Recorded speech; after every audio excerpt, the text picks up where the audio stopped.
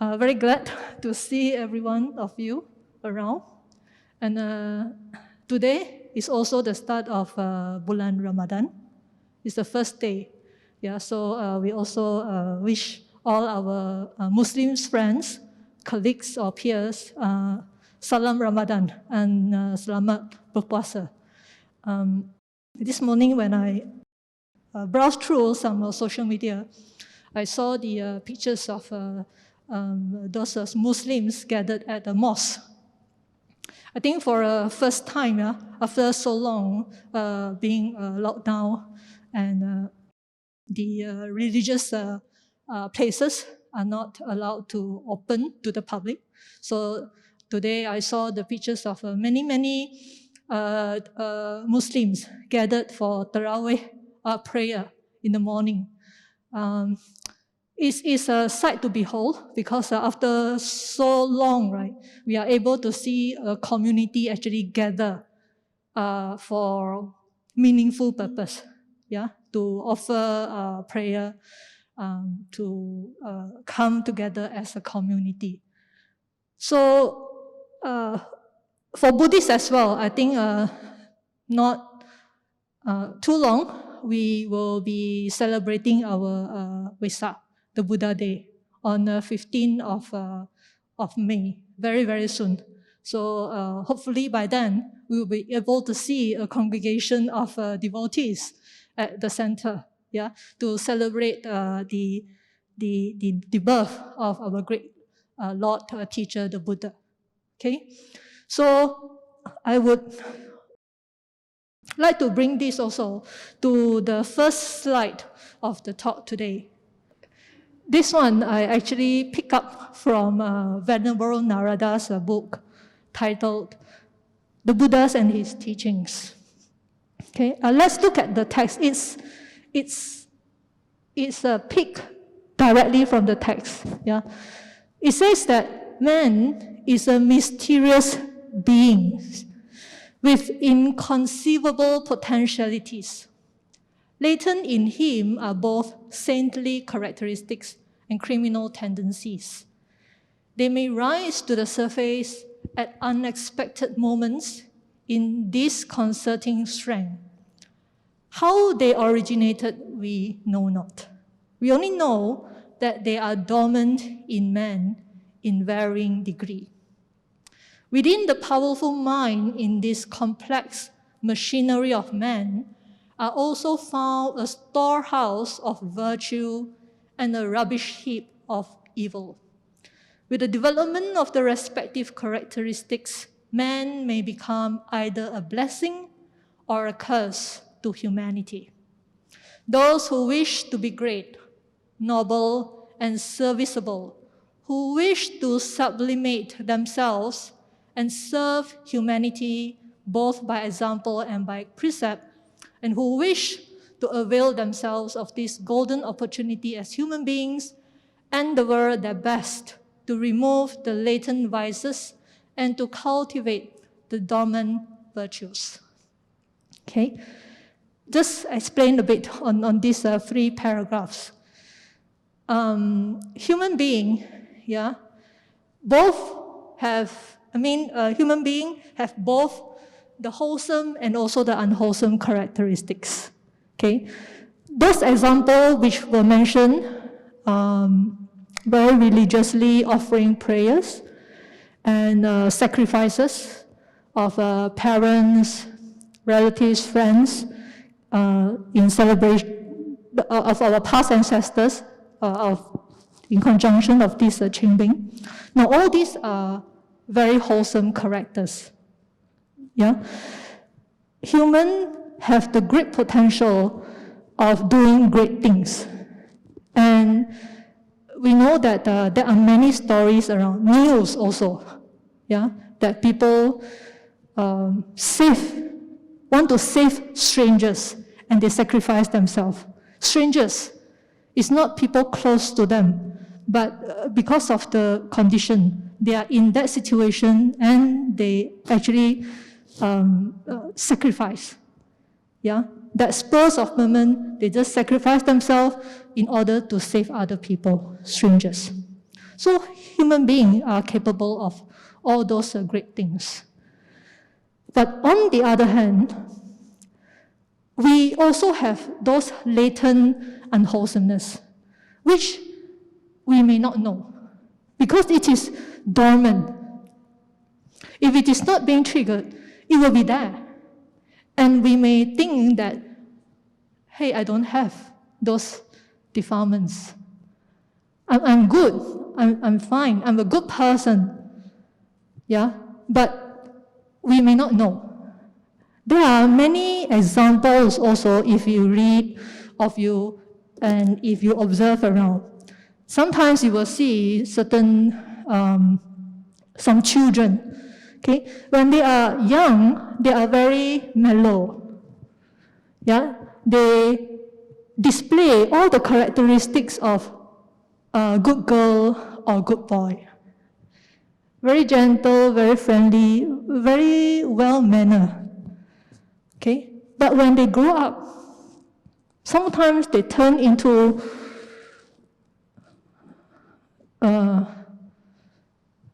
unwholesome being, or sometimes even so-called monster. Okay? Why? Why? Because those latent defilements are being triggered. Okay? Many factors trigger it.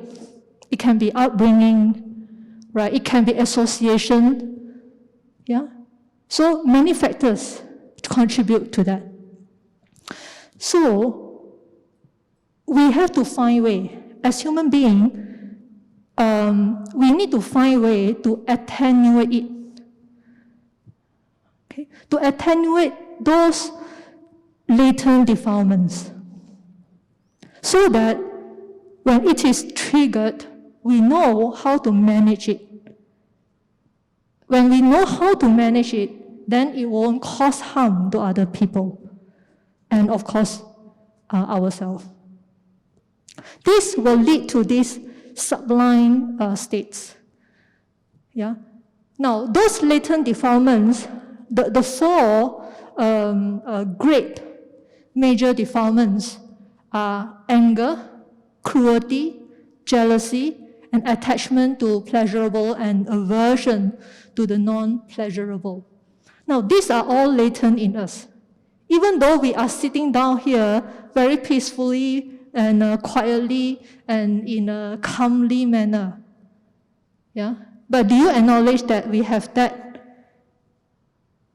anger which may just spring up? Yes? Yes.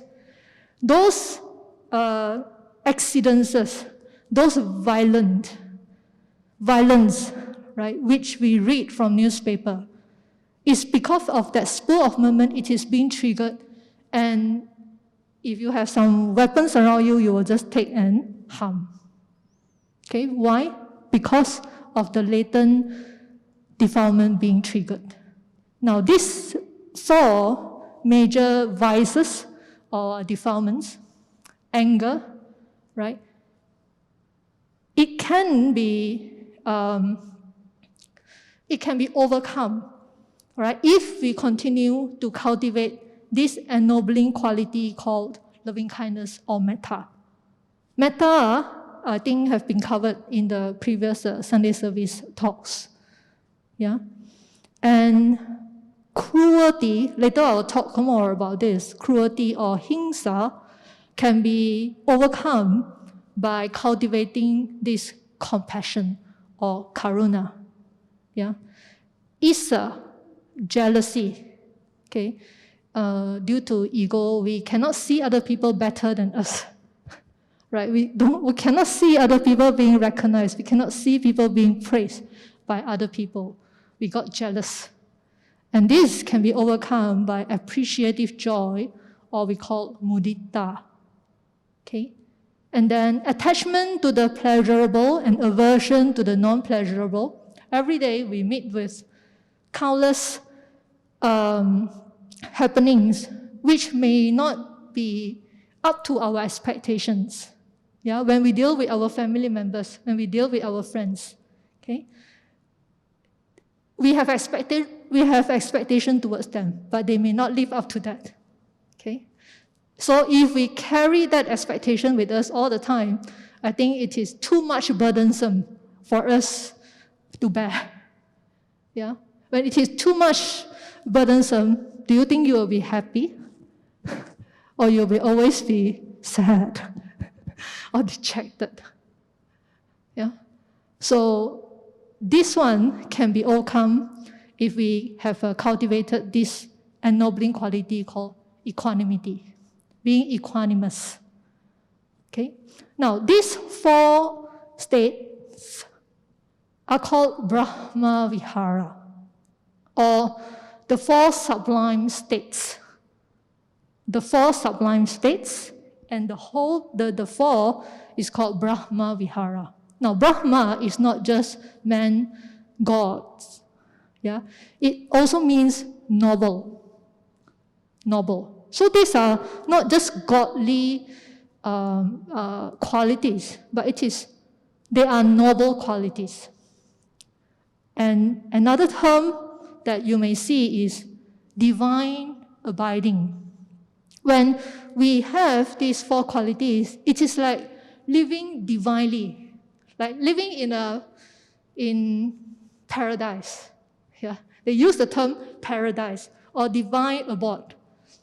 Now, sometimes, or most of the time, when we heard the term paradise, you have a very pleasurable or very pleasant imaginary occur in your mind, right? Okay, paradise. So good. Bird chirpings all the way, flowers bloomings. Okay, maybe no jam. Right? Everything very smooth, people also very nice. Everything so nice. Okay, paradise ma. Yeah?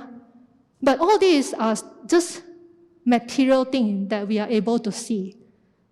How about those more subtle kind of qualities from the mental states, from psychological perspective? Okay? So when we say paradise, it also can mean psychologically or mentally we are at ease. The mind is at ease. The heart is at peace. Yeah? So this is the sublime states, or Brahmavihāra, if we have these 4 qualities. Yeah? And remember, these four qualities are able to attenuate the 4 great defilements mentioned over here. And today we are going to look at karuna, antidote to cruelty. Okay? We'll just continue from last week's talk. Yeah? I managed to find this very interesting, what is this called? Slide, yeah, the template that shows the beating of our heart. Okay? Compassion or karuna. In Venerable Narada's text, this is the meaning, or this is the definition of karuna or compassion. It says that it is defined as that which makes the hearts of the good quiver, tremble, when others are subject to suffering, or that which dissipates the suffering of others. When you see people suffer, your hearts tremble or quiver, or beating faster than normal. The major characteristic is the sincere wish to alleviate the suffering of other peoples, and we do not delight in seeing other people suffer. Now, this is not just at the mental level. It can have the active component in it. It's not just to wish to see other people not suffer, yeah, but it has the active component of doing it, not letting people suffer. Okay. I also want to tell you a story. This is the life story of Prince Siddhartha. Prince Siddhartha. Before the prince became the Buddha, he was a prince in Kapilavatthu. Okay?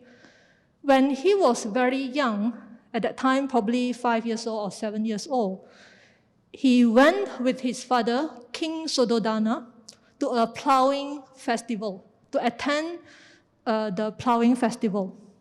Now, you know plowing festival, there will be some demonstration of farmers or people with the oxen carrying the plows, right? And of course, there will be people around them enjoying, right, with makan-makan and music and all those merriment.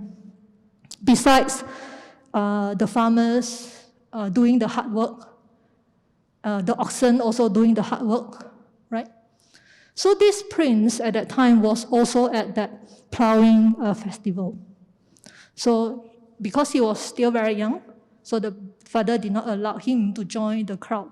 So he was at one side, okay, quieter place.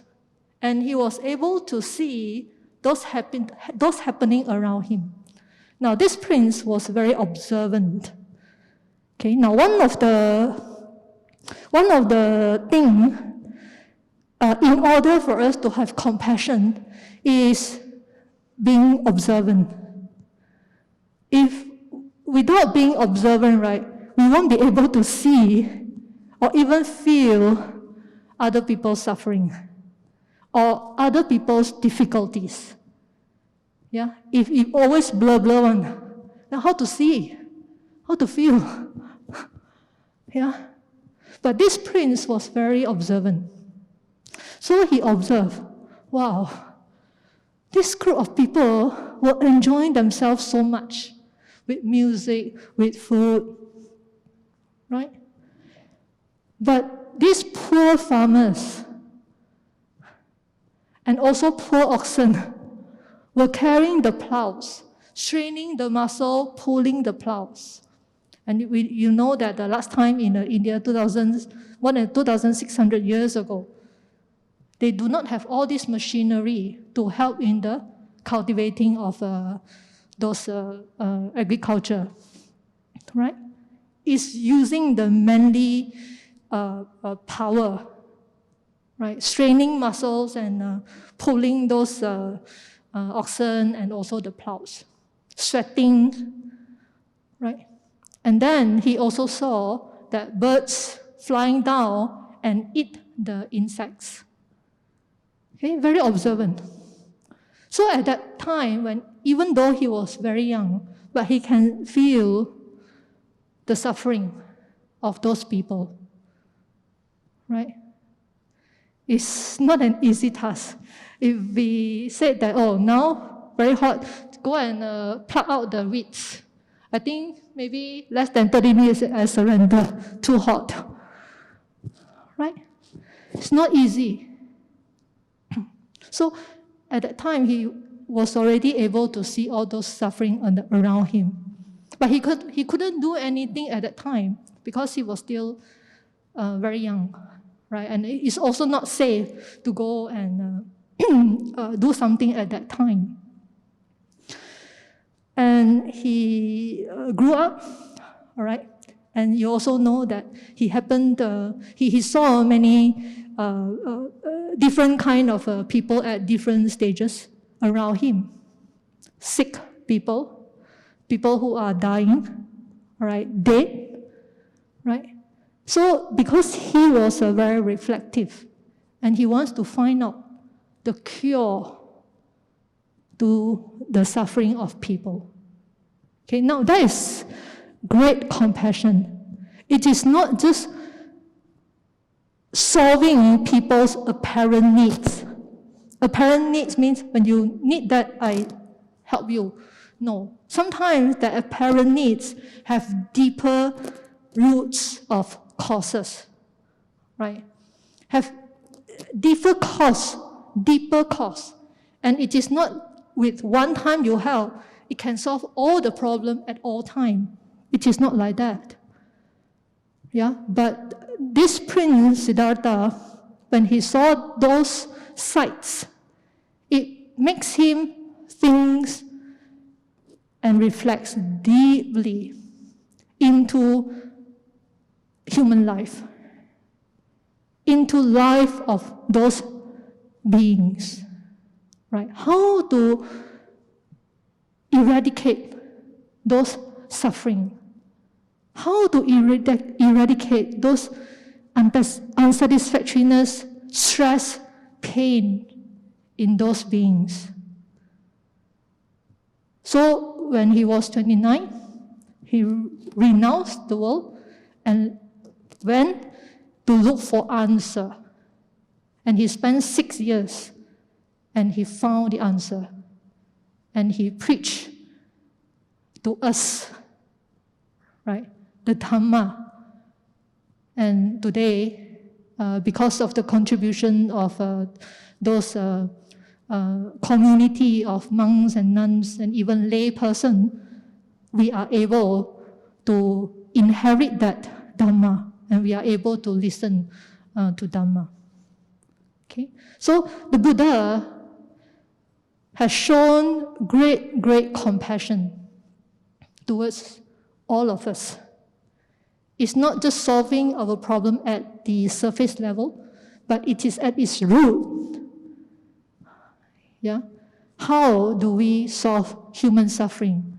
Or how do we eradicate human suffering at its root level? He has given us the answer. Okay? So, compassion. Now, in fact, this compassion is one of the noblest quality which define human being. Okay? Others may not be able to do that, but human beings are capable of doing that. Okay? Compassion. And one of the great examples is the Buddha himself. Okay? And as you know also, even after he has gained enlightenment, the Buddha can actually choose to pass away into Mahaparinibbana. But he later on chose to stay on. And he stayed on for 45 years and continued to preach. And every morning without fail, he went into a meditative state called Mahakaruna Samapatti, the state of a great compassion. And he will survey the whole world, yeah, and see whoever needs it help, he will go all out and help them. Those stories that you are familiar with, like Angulimala, like Alavaka, yeah, those are stories that you are very familiar with. Okay, so when we read or when we learn about those life stories, now we can learn from all these qualities. Okay, how this compassion is being displayed in those circumstances or those incidents. Okay, so okay, next one. So its chief characteristics is the wish to alleviate, yeah, alleviate, and of course it's not just the wish, but it has the active component. Now, compassion is an antidote for cruelty or hingsa, to cause hurt or harm or suffering to other people. Now, when we look into our daily activities, now, for example, have you ever had any arguments with other people? Arguments? Oh yes, got lah. Got. Now, in argument, okay, what was your mental state normally? Anger. What else? Irritated. What else? Frustration. You want to win your argument, right? It's already in argument. So definitely you want to win with your reasons, with your, judgment, right? You want to win, okay? And the things that we say during argument, what kind of words that we use? Pleasant speech, unpleasant speech. Normally unpleasant, normally can be quite hurtful, okay? Yeah, the intention is, I want to say something that can really go into your heart, hurt you, and you will probably be shocked at that time, okay? Now, that is the manifestation of cruelty in us. It may not be cruel in terms of you use a physical item and hurt people, but it can be from the word. Okay? Now, that is cruel. Yeah? Different shades of cruelty. The strong one is really hurt, physically hurt, but mentally. Yeah? Sometimes not just word, maybe with certain gesture, right? Certain eyes movement, your staring or something. Yeah, it can be hurtful for people. We may not know, but it can be hurtful for those who are sensitive. Yeah? So be aware of all those things. Okay? Right. Now, we know about the definition of compassion, right? We also know about the characteristics of compassion. And we also know that it is the antidote for cruelty or hingsa. So now, let's come to a more practical one. How do we practice compassion? Now, there are some points here, but you may also share your points if later times is allowed. Yeah. So, how do we practice compassion? Now, do not harm others. Now, do not harm others. Just now we chanted or we recited 5 precepts, right? First one, do not kill. Second one, do not steal. Third one, do not commit sexual misconduct. The fourth one, do not tell lies. Okay, and the fifth one, do not drink or take intoxicants, which those things will cause us heedlessness, will cause us to be heedless or unmindful. Okay, so by observing the precepts, then we will be abstaining from harming other people. Now, in addition to that, speech, in terms of speech, if you learn about 10 unwholesome deeds, yeah, you will also learn about additional unwholesomeness in terms of speech. Harsh speech, okay, verbal dagger. Okay, it may not harm you physically, but it will harm people mentally. The example that I gave just now, argument. Okay, argument. Harsh speech. Slandering. How about slandering? Okay, slandering, divisive speech with the intention to split people. Okay, harm the relationships. Okay, so this is also harm. Now, there was a story in Dhammapada. Yeah, it's a story in Dhammapada. There was a fisherman called Arya. The fisherman's name was Arya, and he was at the Savatthi at that time. So the Buddha, every day, you know that the Buddha will go out for alms. So in the way of returning from alms, he stopped by at the village of this fisherman Arya. And when Arya saw the Buddha coming, he paid respect and stood at one side. So the Buddha in that morning, with the Mahakaruna Samapatti, he surveyed the world and see that this fisherman has the ability to attain the first stage of sainthood. Okay, the Buddha has this ability. So he purposely stopped by at the village. And after paying respect, this fisherman Arya stood at one side, and the Buddha started to ask those bhikkhus accompanying him their names. Okay, the Buddha asked, "Hey, who is your name? Or what is your name? Yeah, what is your name?" The Buddha started to ask those bhikkhus accompanying him their names. So when it came to this Arya said, "My name is Arya."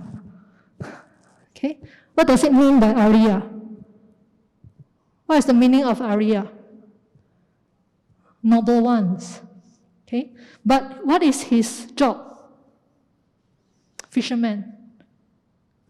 Okay, so when the Buddha said that your name is Arya, but what is your job?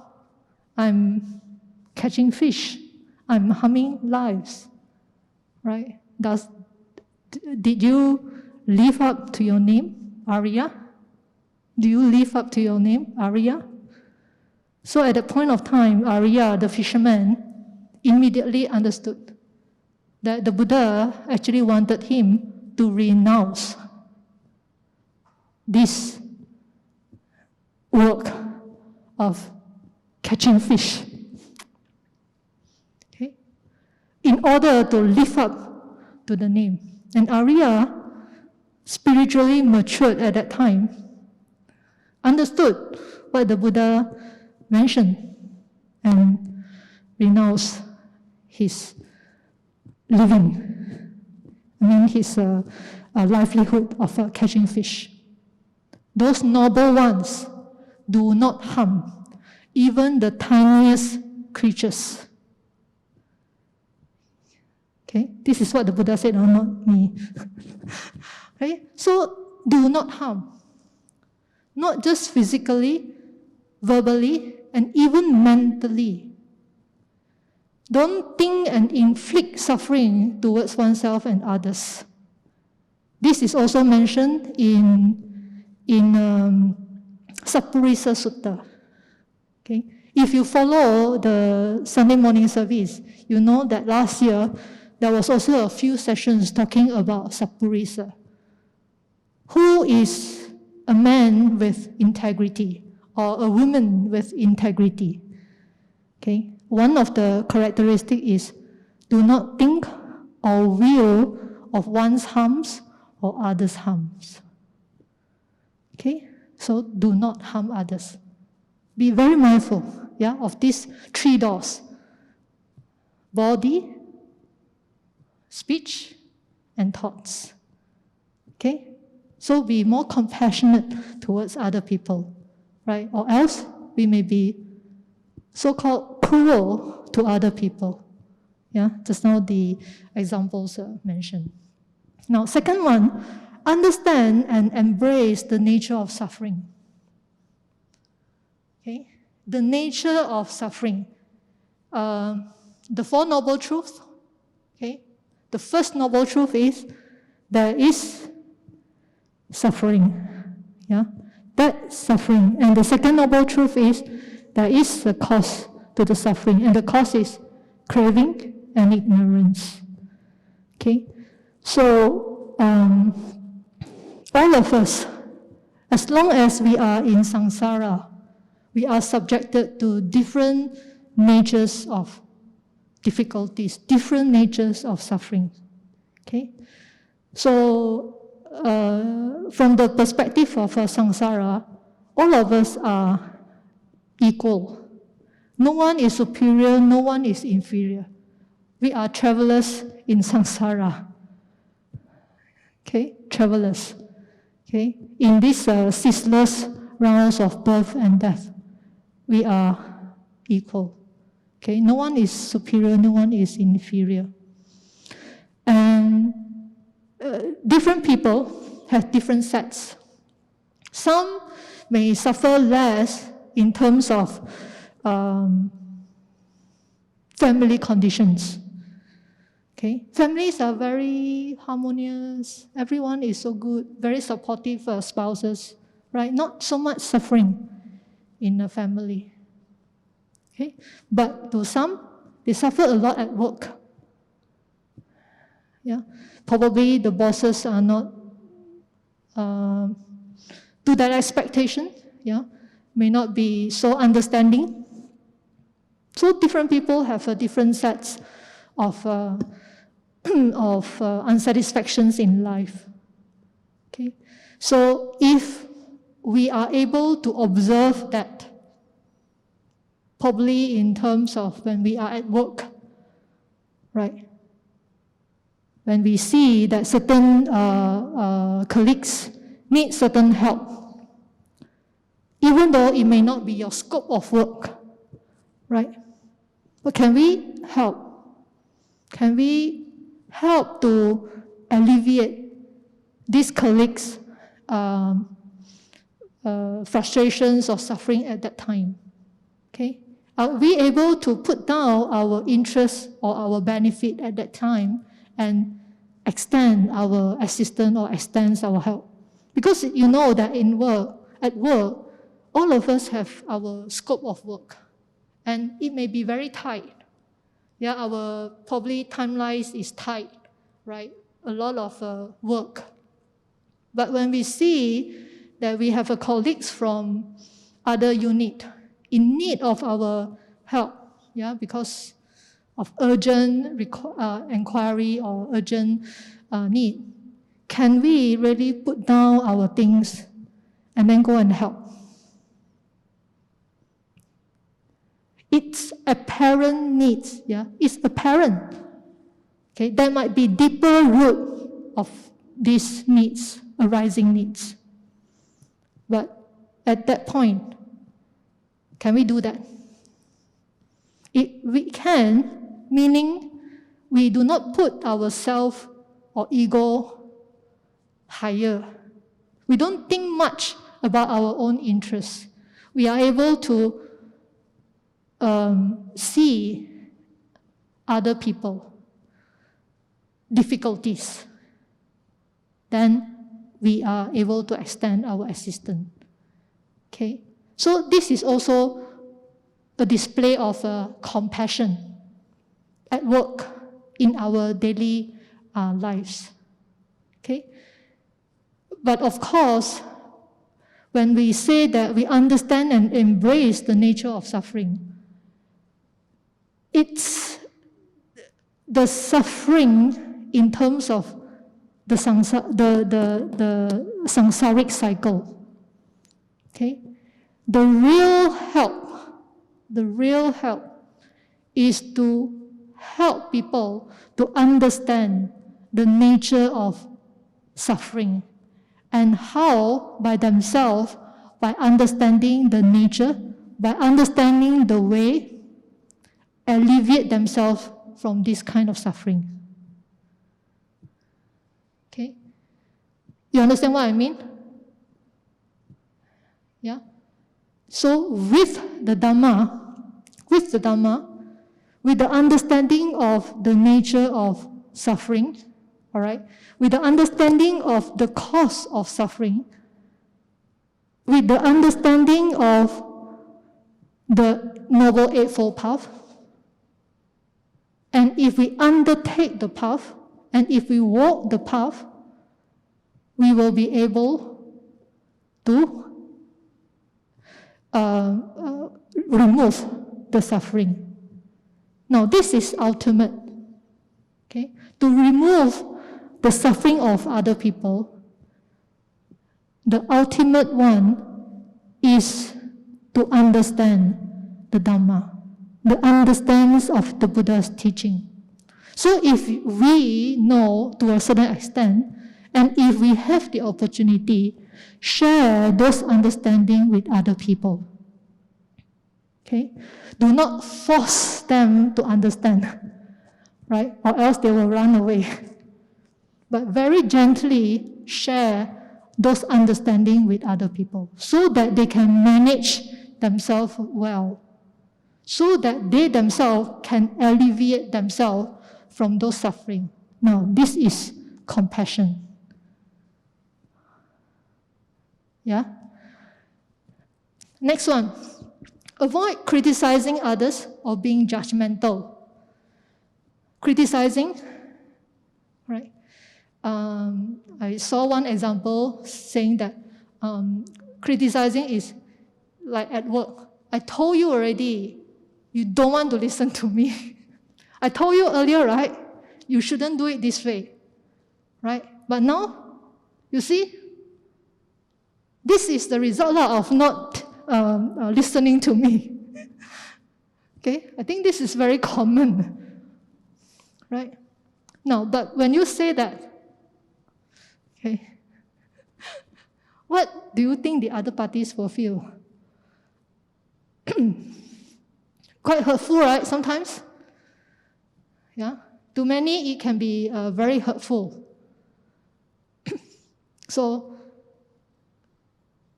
it's also a form of cruelty.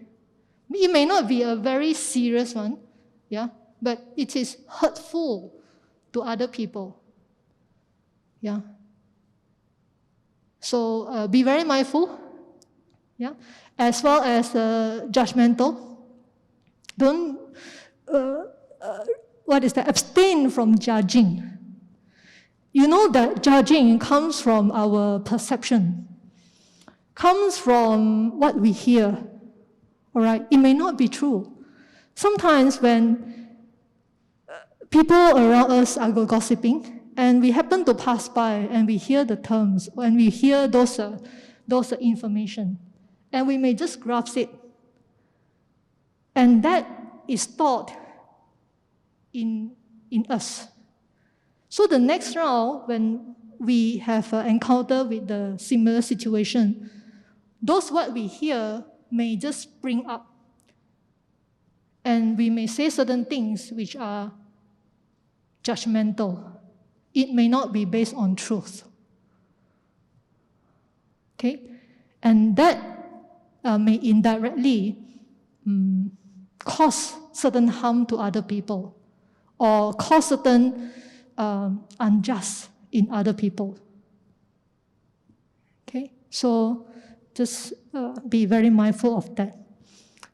Next one, free ourselves from self-absorption. Now, what we are talking about is how do we practice compassion? Yeah? How do we practice compassion? Another one is free ourselves from self-absorption. Self-absorption means preoccupied with our own thoughts, our own interests. All right? Very much self-centered. Now, if we are so much on self-preoccupation, everything is I, everything is me. Now, do you think that your interest will be open to others? No. Right? You won't see other people already. Everything is you. Okay? Suffering is I suffer. Okay? And when people share with you their difficulties, if we are the person who are very preoccupied, what will you say? When people are telling you, oh, my family, when I'm at home, I face this, right? Now, if I'm someone who is very self-centered, very occupied with my own things, probably I will just tell him, this is minor lah. I experience more than you. Okay? Then I will share with this person, at home, this. Okay? So, this is not practicing compassion. So, compassion is when people share with you, we listen. Listen attentively or listen empathetically. Right? So free ourselves from self-absorption. Next one is volunteer. Okay? We volunteer our time, we volunteer our service. When we have the intention to volunteer, it means that at that time, we have already put down our own interests. Our self is reduced already at that time when we have the intention to offer our time and to offer our service. Yeah? And this helps to reduce preoccupation, self-centeredness, help to reduce ego. Okay? Now, it is compassion that compels one to serve others with altruistic motives. Okay? You know that the volunteers, you can volunteers in various kinds of organization, right? Many people choose to help, like in orphanages, old folks home, right? And at Nalanda Center, okay? Nalanda Center, at Nalanda, we focus mainly on Buddhist education, holistic education, yeah? So you may not see that it is directly help people with material needs. Yeah? We do have those short-term projects which provide certain material items to those people in need. But all the time, since the beginning of our establishment, we are focusing on Buddhist education, right? Educating on how can we transform ourselves, right? From not knowing how to gain happiness to someone who knows how to gain happiness altruistically. Okay? Not in terms of materials, not in terms of desire, yeah? Not in terms of through the senses, but other ways, other means of gaining happiness. So volunteer. So many of us are also volunteers, including myself, are also volunteers. Okay? So if we want to further practice our compassion, volunteer. Okay? We'll encourage our friends to volunteer. Okay? Next one. Now, and if you think that I would like to think more on karuna, right? When I meet with people, because I deal with people at all times, family members, colleagues, friends, right? I want to have this karuna more strongly imprinted in me. Okay? What can I do? Of course, besides those things which we go through just now, we can also have this mental recitation. Okay? Like, may I be free from harm and danger. May I be free from suffering.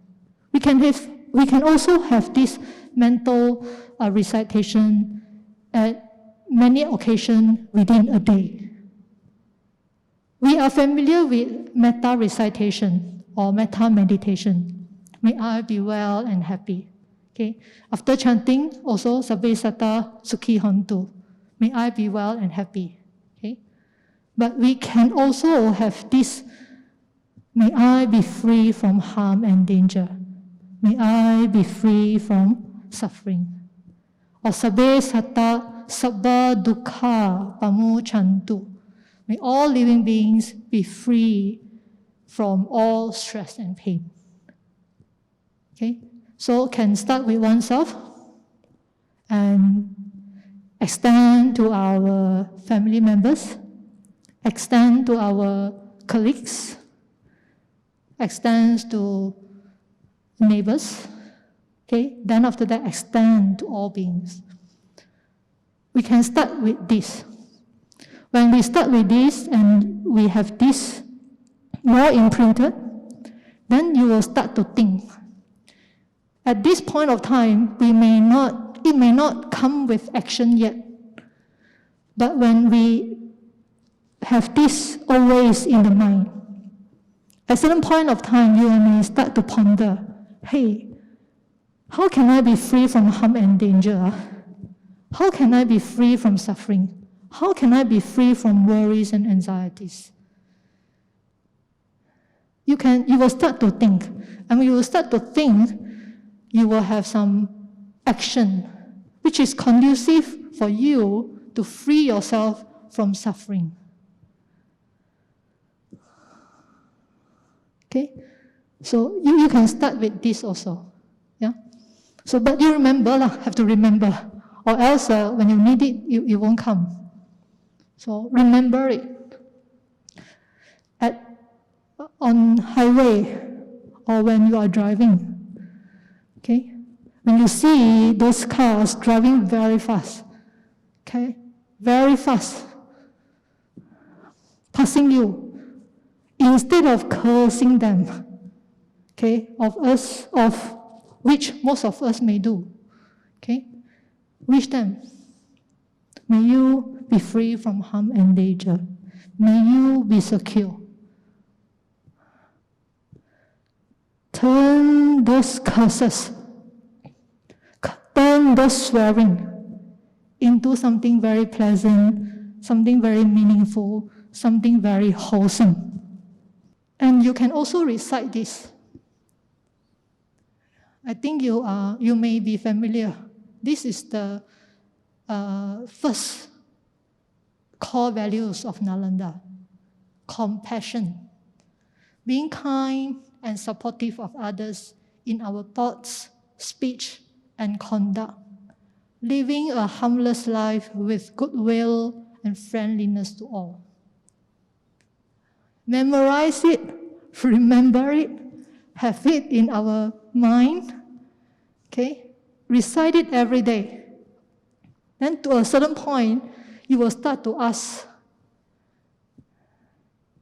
how to be kind, how to be supportive, huh? Then the action will follow. Another item which can help us to recall the importance of compassion or compassion itself is the Buddhist flag. You will see Buddhist flag when we are nearing the Buddha Day, right? Always up. So don't just see the flag as the flag, but there are so much meanings behind those colors. Okay? The blue, the color, the blue, symbolizes quality of peace, unconditional loving kindness, metta, and also compassion, karuna. Right? So when you see the Buddhist flag, blue, oh, compassion. Right? The Buddha realized the truth not only for his own liberation, but also out of compassion for all beings. Therefore, our practice of Dhamma is also based on loving kindness and harmony with others, and out of compassion for all suffering ones, including ourselves. Okay? So there are many things which will help us to remember the qualities of compassion, the qualities of metta, the qualities of compassion. Right? Now, utilize those symbols. Okay? Strengthen our mind with all those qualities. Right? Then, the latent defilements will be attenuated, become lesser in strength, become lesser in strength, become lesser in strength. Right? When certain unfavorable conditions arises, even though with the arising of defilements, but the strength will not be strong, and it will not cause harm to other people. Right? When to a certain extent, those defilements are fully eradicated, then you are free from all sufferings, because those defilements are the main cause of our unhappiness in life, of sufferings in life. Okay, so these are some of the quotes by our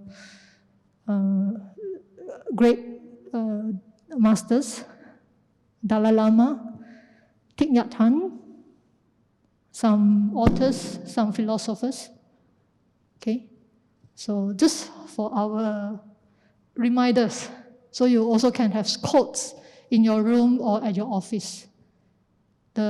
Just now, the compassion, the first core values, can be also pasted at your office, serve as reminder. Okay, so with that, I would like to end suffering. So may all be free from harm and danger. May all be free from suffering. Thank you.